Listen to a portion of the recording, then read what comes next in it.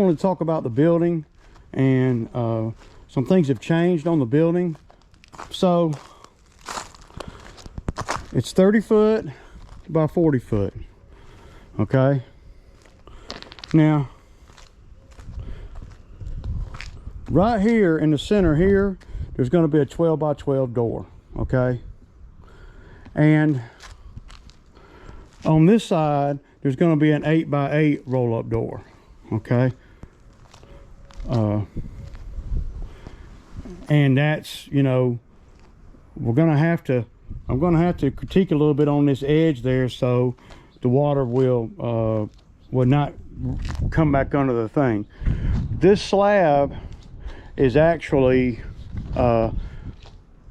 32 foot wide by 40 foot, and they are not going to center it up on here. I don't want them to center the building up on here. They need, and this is something that a lot of people might think about, and I should have put a little more thought into it, but I just wasn't thinking. I was so tied up with the shipping container and everything that I wasn't thinking like this. So the way the buildings are designed, the outside metal comes down below the slab here. Does that make sense? You know, I don't know how far down or whatever, but it comes below the slab. Now on this side, that's fine, but the building is only 30 foot. The slab here is 32 feet. And the reason the 2 feet is so I can, we'll be able to pull out this shipping container if I ever want to, right? So now the original design was 12 by 12 door here, a man door here on the front wall here, and then an 8 foot by 8 foot roll-up door here.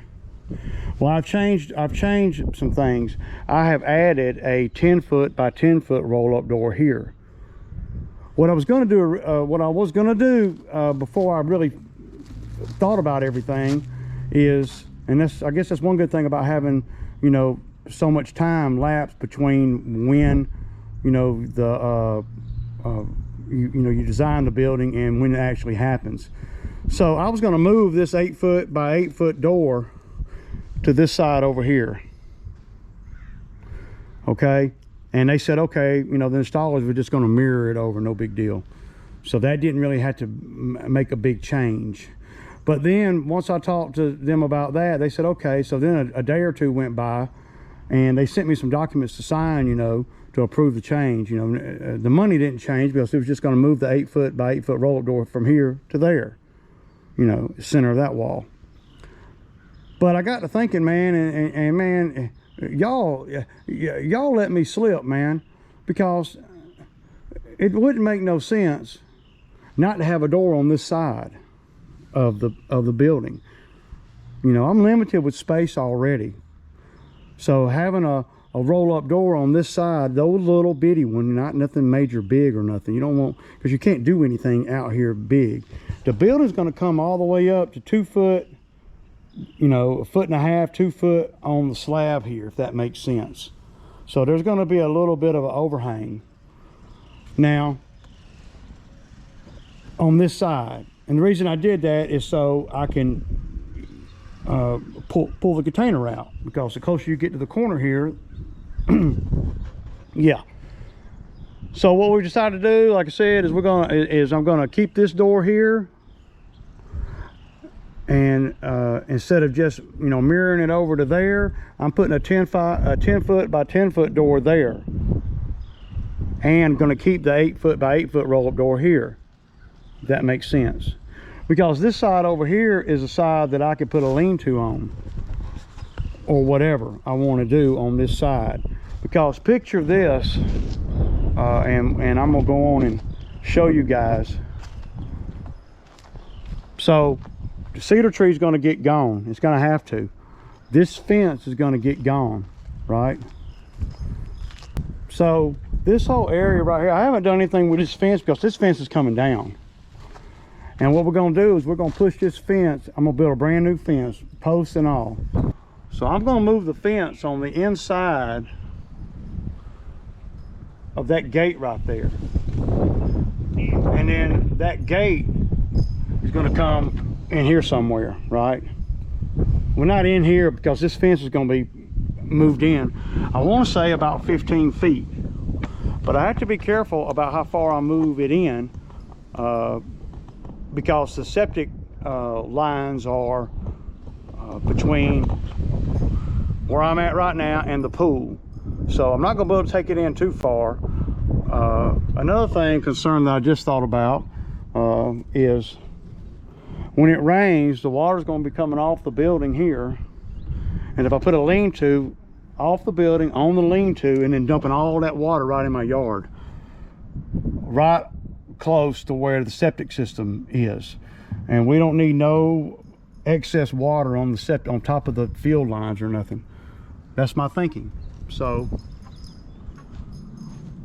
that's how it's going to go down. So there's going to be a 10-foot by 10-foot door here in the center of this wall right here, and that's going to make it where well, I can work on this side instead of having to go around to the front of the building, and I can bring equipment in and stuff on this side too, because all this right here is going to be, well, we're going to push it out as far as we can that way.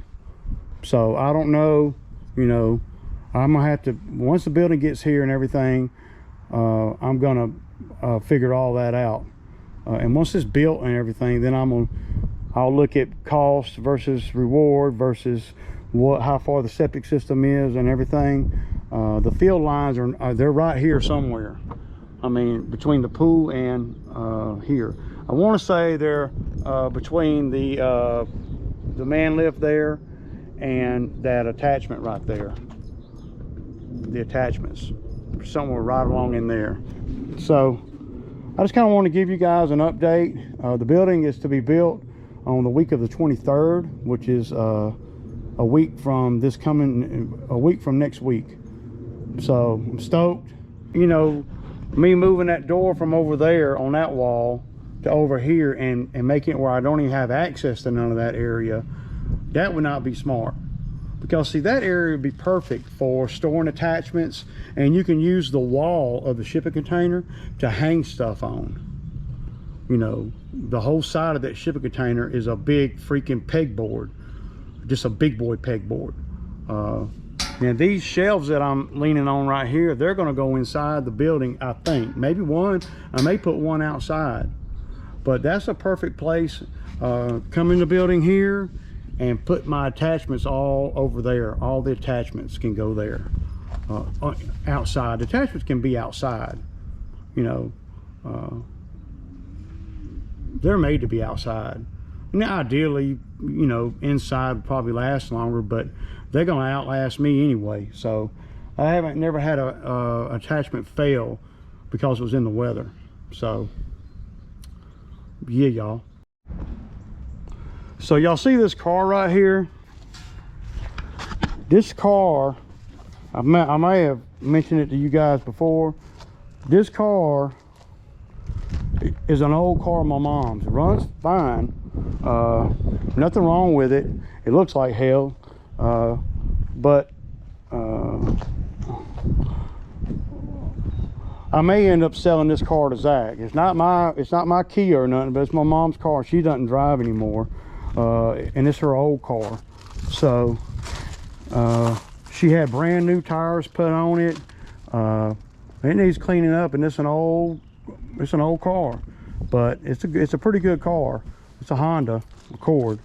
I don't know if it needs mechanical issues or has mechanical issues or what, but I drove it here from the tire shop. So I may work a deal out with Zack on this vehicle. It's a 5-speed manual. My mama always liked manual transmission, but she hasn't drove in 3 or 4 years, probably maybe even longer than that. So what do you guys think about me working a deal out with Zack? See, my thinking is this: I don't mind doing that, you know. But well, right now we don't have a lot of work, so how's he going to pay for it? And right now we don't, you know, we well, there's a lot, he has a lot of time on his hands, and the more time he has on his hands, you know, free time, the more likely, you know, for instance, for instance, say I let him take this car tomorrow, and I could, it's perfectly legal, nothing, you know, it's got a tag on it, everything. Say I let him take this car tomorrow, but we're not really working, you know, regular where he can make enough money to pay me for it, number one. And then we're not, all that time he has on his hands, he's going to be ripping and running the streets. And then what will end up happening is, what if he has a wreck or a major issue with the car before we get into the season? See, my thinking is, and I got to look at it from you know, from my viewpoint too, since, you know, it's my car, is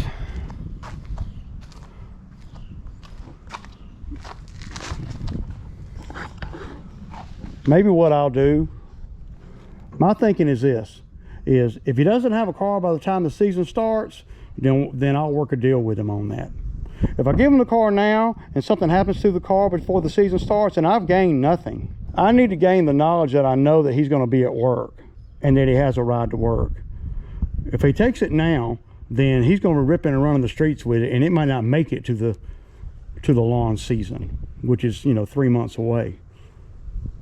So that's where I'm at with that. What do you guys think? Y'all let me know. I don't know, man. Of course, he'd have to have insurance. He's not gonna be able to drive his car out of here and be on my insurance. He'll have to have it in his name. It's not going to be in my name. So, and he doesn't have any money right now. So, I mean, I can let it sit, you know, and just wait on him to, wait on him to get the money up. And what do y'all think? I mean, what we got? We got $400 in tires on it. I mean, the tires don't even have 50 miles on them. My mom insisted on putting tires on them. She was just gonna, you know, sell it to somebody, you know. But she got sick and she's in the hospital, and I had to go. And so the front bumper clip came off, and so she took it. Well, my uncle took it down to a body shop, and they fixed the front clip. But my mom got put in the hospital, so I went down to pick it up because they were going to start charging storage fees. I went down to pick it up from the body shop, which is right here, you know, and I paid $250 for you know, to get it back after they put the front clip on it. So I know for a fact that I'm going to want to get the money for the tires out of it, which is $400, and then the money for the $250 that I put in the front clip. So I'm thinking probably around $800, $900 for Zach to get this car. Now, Zach would not have to have all the money up front, but he would have to have enough to well, you know, I mean, it ain't even for sale right now. I don't even want to do that because I know that a lot can happen, and a lot can happen between now and the season starting. I want this car to be available to him when the season starts.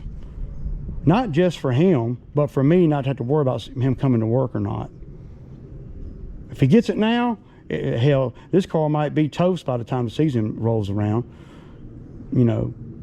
So, yeah, that's my thinking on that. What do you guys think? Y'all let me know in the comments, man. Of course, he'd have to be able to, he's not going to drive it nowhere in my name. He's not going to drive it nowhere on my insurance. And he's not going to drive it nowhere on the tag and all in my name. Now, it's my mom's car, but the insurance is in my name. So and I do have clean title on it too. Anyway, not much of a video today. I'm gonna go get some oil and stuff for the my truck, my big truck, and for the Bobcat. I want to change the oil in these things. So yeah, y'all.